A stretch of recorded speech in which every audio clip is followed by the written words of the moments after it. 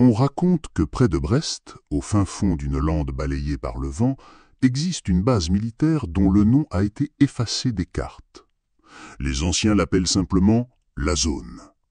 Aujourd'hui, il ne reste que des barbelés rouillés, quelques baraquements à moitié effondrés et une tour de guet tordue, silhouette noire dans la brume. Mais ceux qui ont osé s'y aventurer affirment que la zone respire encore, comme si le béton lui-même avait gardé mémoire des cris, des ordres et des secrets enfouis. Vous vous demandez sans doute comment une base au cœur de la Bretagne a-t-elle pu devenir une légende d'horreur? Pourquoi les habitants du coin refusent-ils d'en parler après la tombée de la nuit? Et surtout, pourquoi chaque année, certains curieux disparaissent en voulant percer son mystère? Pour comprendre, il faut remonter aux années 60. À cette époque, la guerre du Vietnam faisait rage. Officiellement, la France n'y était plus impliquée. Officieusement, certains accords secrets liaient encore les forces américaines et françaises. Des rumeurs couraient, des convois nocturnes arrivaient discrètement à Brest, déchargeant des caisses scellées transportées vers la zone. Les registres officiels parlent de matériel de communication, mais plusieurs témoins affirment avoir vu des conteneurs réfrigérés, escortés par des militaires armés. Dans les villages alentours, les habitants commençaient à entendre des choses étranges. Des fréquences brouillées sur leur radio domestique, des séries de chiffres répétés mécaniquement. 5, 8, 2, 4, 7. Personne ne savait ce que cela signifiait, mais tous se souvenaient de la sensation glaciale que ces voix laissaient derrière elles. Comme si ce n'étaient pas des hommes qui parlaient, mais des échos venus d'ailleurs.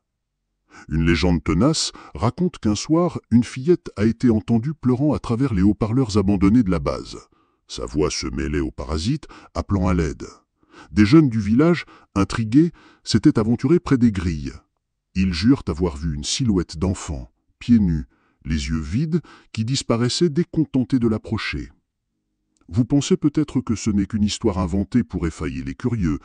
Pourtant, un rapport interne de la gendarmerie, jamais publié, mentionne la découverte de traces de pas d'enfants dans la boue, à l'intérieur même du périmètre sécurisé, des empreintes qui s'arrêtaient net devant une dalle de béton fissurée, comme si l'enfant s'était volatilisé dans le sol. Ce qui est certain, c'est que la zone fut officiellement fermée en 1971. Motif invoqué, réorganisation militaire. Mais les habitants, eux, parlent d'autre chose cette année-là. Plusieurs soldats français affectés sur le site furent rapatriés dans un état mental catastrophique. Certains hurlaient la nuit, parlant de têtes qui continuaient à bouger après la mort, d'appareils qui faisaient parler les cadavres, et d'une chambre souterraine où résonnait sans cesse la voix d'une petite fille. L'un d'eux, un certain caporal Le Floch, écrivit une lettre à sa famille avant de se donner la mort. Elle contenait seulement 2 phrases. « Ils ne sont pas morts. Ils attendent. Quand vous entendrez la cloche ou les chiffres, fuyez. » Depuis, la zone est devenue taboue, mais le mystère ne s'est pas éteint. Car encore aujourd'hui, certains habitants jurent que le radio capte par moment ce fameux code 584-7. D'autres affirment entendre, dans le vent qui siffle au-dessus de la lande, les sanglots étouffés d'une petite fille. Et vous, que feriez-vous si, en pleine nuit, une fréquence inconnue se mettait à réciter des chiffres chez vous? Oseriez-vous les écouter jusqu'au bout? Ce n'est que le début de l'histoire de la zone, une histoire qui lie la guerre, le secret et le surnaturel. Et croyez-moi, ce que vous allez découvrir est bien pire que des légendes locales. Les archives militaires françaises gardent encore le silence sur ce qui s'est réellement passé dans la zone. Pourtant, certains documents déclassifiés laissent deviner une vérité plus sombre que toutes les légendes. On y trouve des mentions codées. Opération silencieuse, programme héritage. Des mots secs, mais derrière eux se cache une horreur indicible. Ce que peu de gens savent, c'est qu'après la guerre du Vietnam, des officiers américains vinrent en Bretagne. Officiellement, ils étaient là pour partager des techniques de communication. En réalité, ils transportaient avec eux quelque chose de bien plus terrifiant. Un ancien interprète vietnamien, réfugié en France après le conflit, avait raconté à un journaliste que dans les jungles de Saïgon, certains villages entiers avaient disparu sans combat.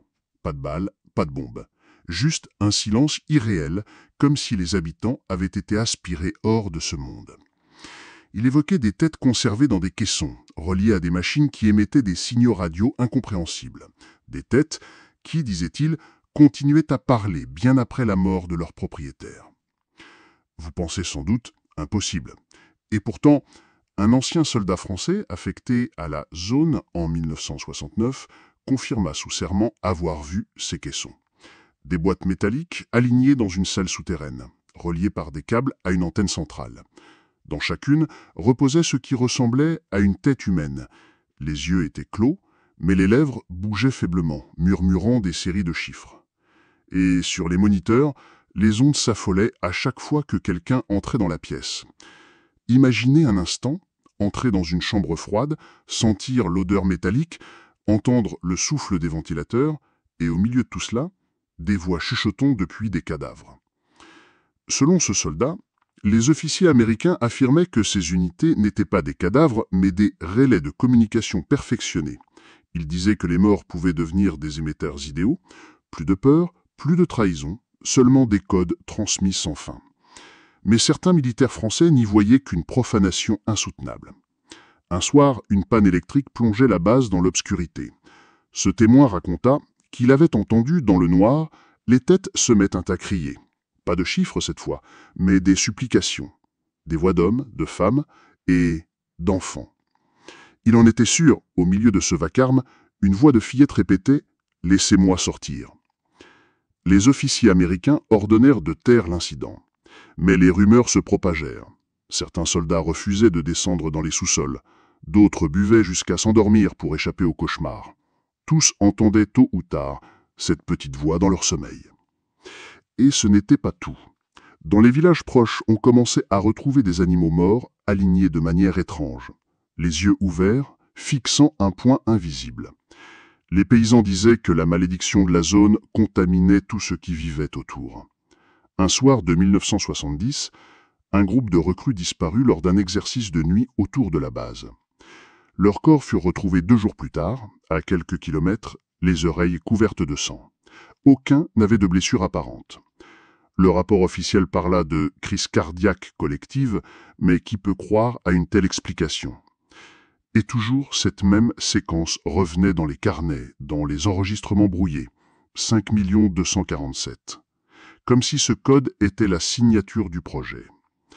Vous vous demandez sans doute pourquoi continuer, pourquoi garder de tels secrets? Parce que ceux qui tentaient de parler disparaissaient. Comme l'ingénieur radio Le Goff, retrouvé mort dans sa voiture en 1971. Sur le siège passager, on retrouva un enregistreur à bande. Quand les gendarmes le mirent en marche, une voix d'enfant répéta 3 fois « Tu as ouvert la porte ». Et si je vous disais que cette porte n'était pas une métaphore, que quelque chose avait réellement été ouvert dans la zone? Nous ne sommes encore qu'au début, car la vraie horreur ne se limitait pas aux têtes et aux chiffres. Elle allait bientôt engloutir un bataillon entier. En 1972, la zone n'était déjà plus qu'une plaie cachée dans le paysage breton, officiellement fermée, mais toujours gardée par des sentinelles silencieuses. Pourtant, une unité spéciale française fut envoyée là-bas pour une mission classée confidentielle défense. Son nom, l'escouade Bravo. Leur objectif était simple: vérifier les installations souterraines, récupérer certains documents laissés par les Américains, puis sécuriser définitivement les lieux. Officiellement, rien de plus qu'une opération de routine. Mais dès leur arrivée, quelque chose n'allait pas. Les communications radio étaient brouillées, les montres se déréglaient, et surtout, un brouillard épais s'était levé autour de la base, si dense qu'il semblait vivant. Un brouillard qui avalait les sons, transformant chaque pas en écho étouffé. Vous imaginez marcher ainsi, lampe torche à la main, ne voyant pas à plus de 2 mètres devant vous, sachant que derrière ce rideau blanc, quelque chose vous observe.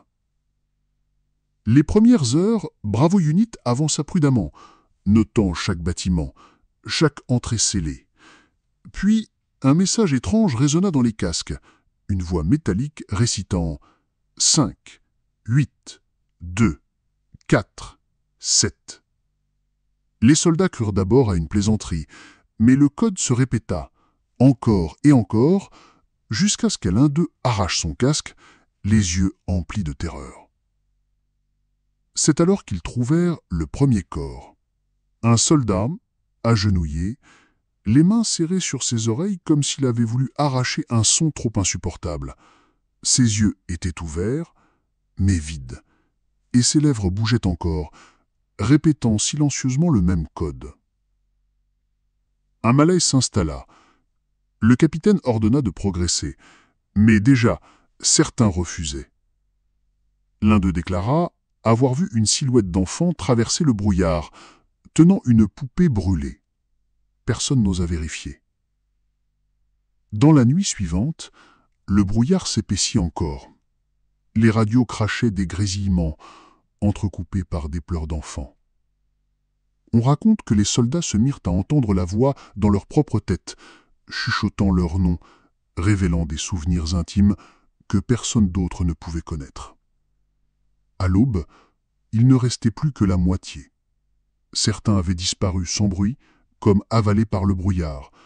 D'autres furent retrouvés morts, les oreilles et le nez saignants, mais sans blessure externe. Le rapport officiel parle d'accidents liés à un brouillard toxique, mais la vérité est tout autre. Les survivants, car il y en eut 2, racontèrent une version bien plus terrifiante. Ils jurèrent que la zone était devenue un piège vivant, un labyrinthe de couloirs qui se réorganisaient d'eux-mêmes. Ils jurèrent avoir vu les têtes des caissons marcher, portées par des silhouettes sans corps, murmurant des codes dans le vide, et surtout, ils jurèrent que la fillette n'était pas un fantôme, mais le cœur du projet, une création, une conscience piégée dans les machines. L'un des survivants, le sergent Morel, raconta dans un entretien secret que la voix d'enfant n'était pas une illusion. Elle leur avait parlé directement. « Vous êtes les prochains. » Vous pensez que ce sont les divagations d'un soldat traumatisé? Alors comment expliquer que quelques semaines plus tard, Morel se suicide, en gravant le code 58247 sur le mur de sa chambre? Et comment expliquer que l'autre survivant disparut sans laisser de traces, son appartement retrouvé vide, sauf un vieux poste radio, réglé sur une fréquence qui diffusait en boucle une berceuse enfantine? Depuis la disparition de Bravo Unit, la zone fut définitivement murée. Mais certains affirment que, dans le brouillard des Landes, on peut encore entendre des pas militaires et le rire lointain d'une fillette. Et vous, auriez-vous le courage de traverser ce brouillard, sachant que chaque pas pourrait être votre dernier? Car l'histoire de la zone ne fait que commencer. Autre chapitre. Des décennies passèrent. La zone avait été officiellement scellée, les entrées cimentées, les bâtiments laissés à l'abandon. Pourtant, les rumeurs persistaient. Et c'est là qu'intervient Marc Delaunay, journaliste indépendant, passionné par les affaires classées et les mystères militaires. Marc avait grandi non loin de Brest. Enfant, il avait entendu les vieilles histoires des habitants, les pleurs dans le vent, les chiffres à la radio, l'escouade Bravo qui ne revint jamais. Pour lui, ce n'étaient que des contes destinés à effrayer les adolescents, mais en 1998, il mit la main sur une boîte d'archives volée. À l'intérieur, plusieurs rapports jaunis, dont un témoignage manuscrit d'un certain sergent Morel. Le même Morel censé s'être suicidé 25 ans plus tôt. La lettre tremblante parlait de voix qui vivent dans les murs, de chiffres qui ouvrent une porte, et d'une enfant qui attend dans le noir. Une phrase, soulignée 3 fois, glaça Marc. « Elle n'est pas un fantôme, elle est le programme. » Vous sentez cette angoisse? Lire un simple témoignage et déjà avoir l'impression que quelqu'un vous observe par-dessus l'épaule. Marc, lui, n'était pas du genre à reculer. Il décida de se rendre sur place, caméra et magnétophone en main. La nuit tombée, il pénétra dans la lande, seul. La brume se leva presque aussitôt, comme si elle attendait sa venue. Le silence était total, à peine troublé par le sifflement du vent. Il atteignit les barbelés, troués depuis longtemps, et franchit le périmètre interdit. À l'intérieur, le décor ressemblait à une photographie figée. Baraquements croulants, tours rouillées, vitres brisées. Pourtant, Marc sentit que le lieu n'était pas mort, comme si chaque planche, chaque boulon vibrait d'une vie étrangère. Il sortit son magnétophone et commença à enregistrer. À peine appuya-t-il sur le bouton que le grésillement emplit l'appareil. Puis, une voix d'enfant résonna. « Pourquoi es-tu venu ?» Marc sursauta. Il vérifia son casque, pensant à une interférence. Mais non. La bande tournait et la voix se répétait. Faible, lointaine, mais bien réelle. Plus il avançait, plus le brouillard se densifiait. Les bâtiments semblaient se rapprocher de lui, changeant de place à chaque détour. À un moment, il eut l'impression de marcher en cercle, revenant toujours devant la même tour. Était-ce son esprit qui lui jouait des tours, ou la zone elle-même? Soudain, sa caméra capta une ombre mouvante. Sur l'écran, on distinguait la silhouette d'une fillette debout au milieu du brouillard, tenant une poupée calcinée. Marc leva les yeux. Rien. Mais la caméra continuait à filmer l'enfant. Vous feriez quoi à sa place? Continuer ou fuir? Marc choisit de continuer. Il s'avança vers un bâtiment partiellement effondré. La porte grinça et une odeur métallique emplit l'air. À l'intérieur, des caissons vides, éventrés, comme si quelque chose en était sorti. Des câbles pendaient encore, reliés à des antennes rouillées. Sur l'un des murs, gravé à la lame, un code. 582-47. Marc approcha sa lampe. Sous le code, une phrase griffonnée à la hâte. « Elle attend en bas ». Le sol vibra légèrement. Un bruit sourd monta des profondeurs comme une respiration. Marc comprit qu'il n'était pas seul. Avant de sortir, il relut la lettre de Morel. Une phrase résonnait désormais avec un sens terrifiant. « Quand tu entends les chiffres, ce n'est pas une transmission, c'est une porte. »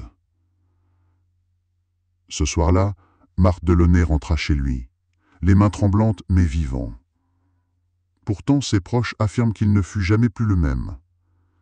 Ses yeux semblaient perdus, comme s'il avait laissé une part de lui-même dans la zone. Et vous? Vous oseriez descendre plus bas? Quelques semaines après sa première visite, Marc Delaunay décida qu'il ne pouvait pas affronter la zone seul. Il réussit à convaincre deux collègues, Julie, photographe, et Karim, ancien militaire devenu fixeur. Tous deux sceptiques, mais fascinés par l'idée d'un reportage qui pourrait enfin réveiller ce que l'armée française cachait depuis des décennies. Ils arrivèrent au crépuscule, équipés de lampes, de caméras et d'un vieux détecteur de fréquences. Dès qu'ils franchirent les grilles, Julie remarqua quelque chose. L'air vibrait, comme un champ magnétique invisible. Leur boussole tournait sans cesse, incapable de se fixer. Karim, lui, se contenta de serrer son fusil, même s'il savait que contre des fantômes ou des hallucinations, une arme ne servirait à rien. En explorant les ruines, ils retrouvèrent la gravure aperçue par Marc. 5824. Cette fois, en éclairant mieux le mur, ils découvrirent un détail qu'il avait manqué. Sous les chiffres, quelqu'un avait ajouté une phrase, presque effacée par le temps. « La descente est le seul chemin. » Julie, intriguée, chercha une trappe, une ouverture. Au fond du bâtiment effondré, sous une dalle brisée, ils découvrirent un escalier qui plongeait dans l'obscurité. L'air y était lourd, saturé d'humidité et d'une odeur métallique. Vous imaginez cette sensation? Descendre dans un lieu scellé depuis 40 ans, chaque pas résonnant comme une intrusion interdite. Les marches menaient à un couloir interminable. Sur les murs, des câbles rongés par le temps, mais certains semblaient encore vivants. Ils pulsaient légèrement, comme des veines sous une peau. Je lui pris une photo, mais la caméra se brouilla. L'image montrait un couloir déformé, où des silhouettes semblaient les observer depuis les ombres. Pourtant, à l'œil nu, rien. Plus ils avançaient, plus les voix commençaient. D'abord un murmure indistinct, puis des phrases claires, mais dans des langues différentes. Anglais, vietnamien, français, des voix d'hommes, de femmes, d'enfants, toutes chuchotant le même code. 5824. Karim perdit patience. « C'est une bande enregistrée, un vieux système qui tourne encore, dit-il. Mais quand Julie retira ses écouteurs, elle entendit la voix sans appareil. Juste là, dans l'air. Soudain, ils débouchèrent dans une salle circulaire. Au centre, un amas de caissons métalliques éventrés. Certains encore intacts, d'autres tordus comme par une force colossale. Et dans un d'eux, ils virent quelque chose bouger. Marc s'approcha. À l'intérieur, une tête humaine, desséchée, mais animée d'un souffle ténu. Les lèvres craquelées bougeaient encore, murmurant faiblement « Tu as ouvert la porte ». Julie hurla, mais Karim plaqua la tête de son fusil contre le caisson, prêt à tirer. Marc l'arrêta, car à ce moment-là, les écrans alignés contre le mur s'allumèrent d'eux-mêmes. Des écrans vieux de 40 ans, crachant des chiffres, des visages déformés, et au milieu d'eux, une fillette aux yeux vides, fixant directement la caméra. Vous ressentez cette peur? Ce moment où vous comprenez que quelqu'un ou quelque chose vous regarde à travers les décennies? La voix de l'enfant résonna dans toute la salle. Claire, glaciale. Vous êtes enfin descendu. La lumière des lampes vacilla et le sol trembla, comme si quelque chose s'éveillait sous leurs pieds. Les câbles se mirent à vibrer, des ombres se formèrent sur les murs et les caissons se mirent à ouvrir, un par un. Julie recula, caméra tremblante. Karim braqua son arme sur l'obscurité. Marc, lui, comprit que la légende n'était pas une simple histoire. La zone était bien plus qu'un lieu maudit. C'était un organisme, un programme vivant, nourri par la mort. Et au centre de tout cela, l'enfant. La salle circulaire tremblait comme un cœur vivant. Les câbles palpitaient, les écrans clignotaient, et la voix de l'enfant emplissait chaque recoin. Julie filmait encore, mais ses images se brouillaient, déformées par des parasites. Karim, crispé, hurlait « Montrez-vous, qui est là ?» Alors elle apparut, pas physiquement, mais sur tous les écrans à la fois. Une petite fille, aux cheveux noirs collés par l'humidité, vêtue d'une robe blanche tachée. Ses yeux, vides et laiteux, semblaient pourtant voir au plus profond d'eux. Et sa poupée calcinée pendait de sa main comme un reste d'humanité. « Vous êtes venu me libérer ?» murmura-t-elle. Marc sentit son sang se glacer, car il comprit que l'enfant n'était pas un fantôme, mais l'incarnation du projet. Une conscience arrachée, piégée dans des machines, condamnée à survivre éternellement. Le fameux programme Héritage. Julie demanda, la voix tremblante. « Qui t'a fait ça ?» Les écrans grésillèrent, et soudain, des images surgirent. Des soldats américains en uniforme, manipulant des caissons, des têtes humaines branchées à des câbles, leurs lèvres articulant des chiffres, puis des officiers français, signant des documents, observant en silence. L'enfant cria « M'ont coupé, ils m'ont enfermé, mais je suis encore là. » La salle se mit à vibrer plus fort. Les caissons s'ouvrirent dans un bruit métallique, laissant échapper un souffle glacial. À l'intérieur, des crânes desséchés se redressaient, leurs yeux vides tournés vers les intrus. Leur bouche répétait en chœur. 58 247, 58 247, 58 247. Karim tira une rafale. Les balles ricochèrent sur le métal. Les têtes ne cessaient de psalmodier. Julie lâcha sa caméra, hurlant. Marc, lui, comprit ce que signifiait le code. C'était une clé. Une séquence destinée à maintenir la porte fermée. Et il venait de la déverrouiller. Le sol se fissura. Une obscurité liquide monta, comme un voile noir aspirant la lumière. De cette brume épaisse surgirent des silhouettes, certaines humaines, d'autres monstrueuses, toutes reliées par des câbles. Des fragments de soldats de Bravo Unit, des visages d'enfants, des bras qui n'appartenaient à personne. une armée de souvenirs déchiquetés liés à la conscience de l'enfant. Vous avez ouvert la porte. Maintenant, vous resterez avec moi. Julie disparut d'abord. Un bras jaillit du sol, l'empoignant, et l'aspira dans les ténèbres.